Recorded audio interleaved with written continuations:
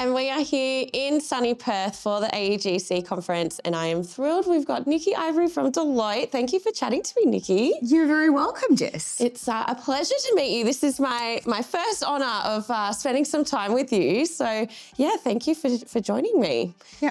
I was really curious. So yeah, you're one of the major highlight keynotes for the AEGC conference, and you base your talk around the lucky country here in Australia. And I was really curious what some of the key takeaways, I'm curious with that title, where you went with it. So talk me through it.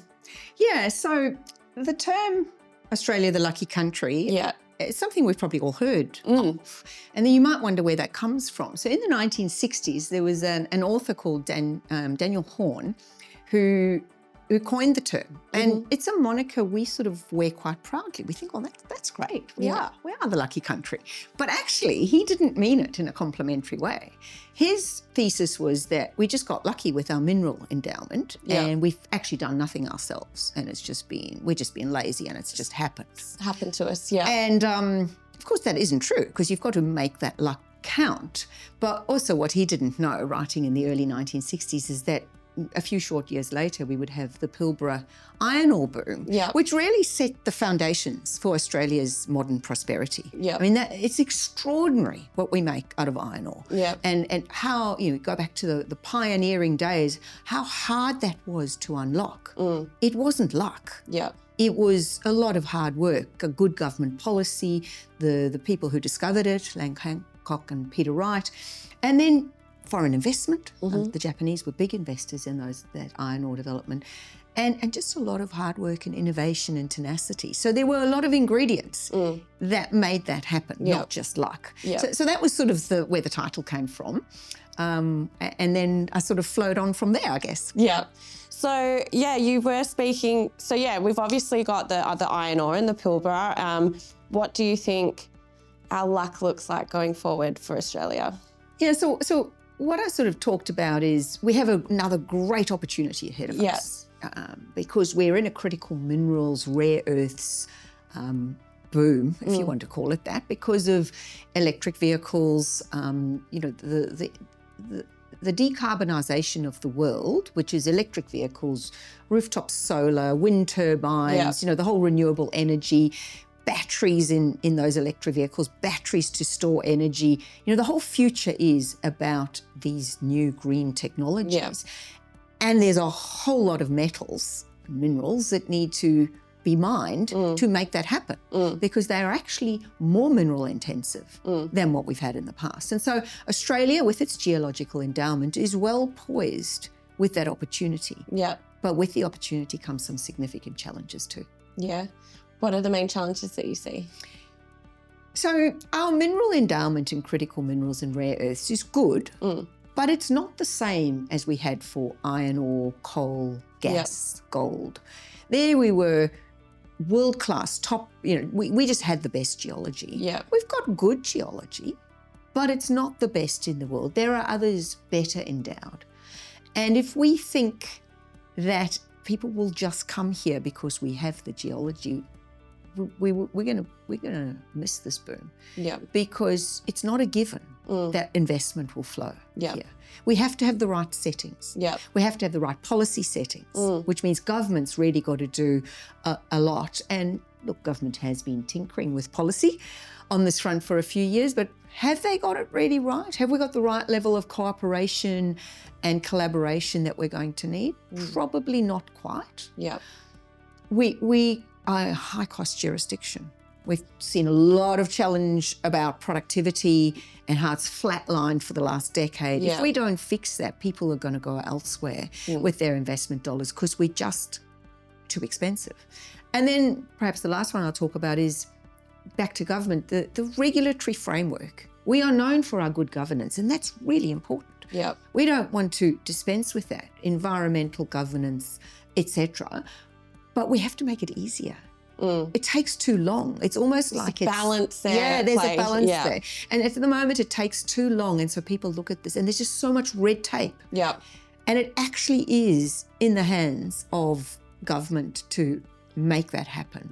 But we seem to just be bogged down in those red tape, sluggish approvals. Yesterday, the WA government did make an announcement which actually looks like it could move the needle on that. So I'm quite excited about that. Yeah, that's really cool.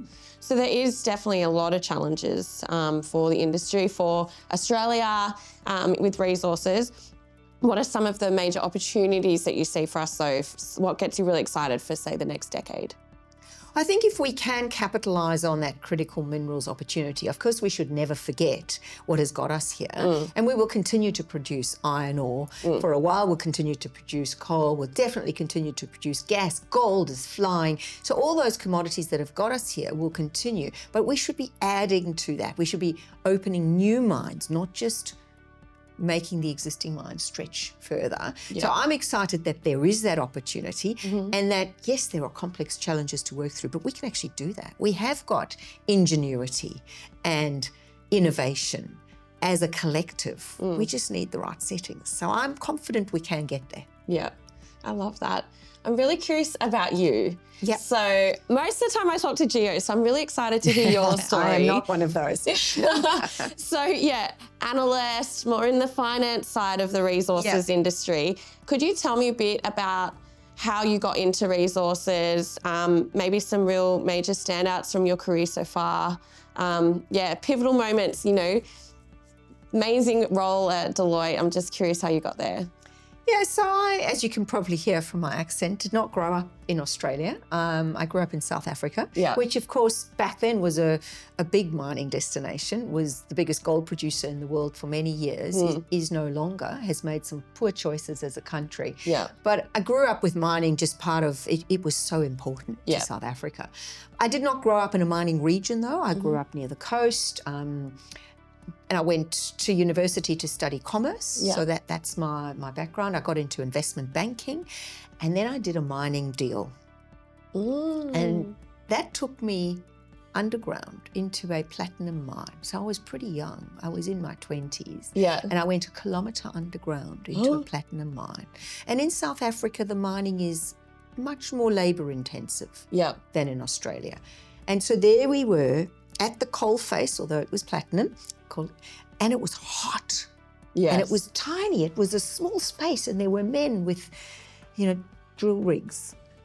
I think they called them that anyway. They were hammering. Sounds good, yeah. And I was like, wow, they do that 8+ hours a day. Wow. Heavy physical work, hot, harsh environment. And it gave me a real appreciation of how difficult it was, and yet how we took it for granted, all the things in our modern world that depend on mining. I mean, there's nothing. It's either grown or mined. And so trees grow and you can build stuff out of wood, but that's kind of a bit limiting. Yeah, if everything it's not grown, else, it's mined. Yeah. So every high-rise building, every bridge, every road, all of those materials are mined. Yeah. And so it from a young age, it gave me quite a good appreciation of that. And so when I moved to Australia almost 22 years ago, I mean, coming to Perth, you had to be in resources. It was the beginning of our mining boom, and I want to part of that. And so the work I do at Deloitte, I work in corporate finance. I specialise in valuation, so I do a lot of valuing businesses. And so, of course, over time, I've valued a lot of mining, a lot of resources companies, oil and gas as well. And so naturally, I think living in Perth for 22 years, that's been the industry that I've specialised in. Yeah, that makes sense. What would you say to younger, analysts and finance people that want to get into the industry? What would you say to them to make their mark on the industry? I think it's just so exciting. Yeah. People think of mining as dirty. Yeah. A lot of Australians still think it's kind of, it's yesterday's industry. It is not. It is tomorrow's industry because of this huge opportunity we have to decarbonise the world, digitise the world. It all requires mined products. Yeah. And the thing I love the most when I talk to young people, because they're all attached to their phones. Yes. There are 41 minerals, different minerals and elements in a smartphone. And every one of us carries one in our pockets. And solar panels on the rooftops and electric vehicles that we proudly drive, they all depend on mining. Yeah. So our whole lifestyle doesn't exist without mining. Yeah. So that's what I try and say to young people. And I have 2 teenage daughters, and they have heard that narrative. They always go, oh, Mum, you know, the eye roll. But it has resonated. Yeah. My oldest, who's in year 11, has decided she's going to go and study a double degree in engineering and commerce. Yeah. So she's combining what I've done, which is the business world, but with a technical degree, and that will naturally take her into the resources industry. Yeah, definitely. Seems like a really common thing, actually, because I see a lot of people in the industry.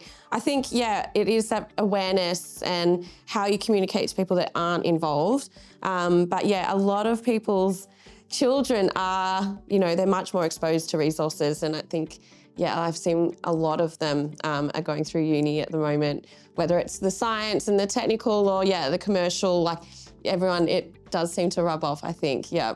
It's where the opportunities are going to be, especially if you live in Perth. Yeah. Let's get the, you were talking about that on your talk, was the 20-second elevator pitch.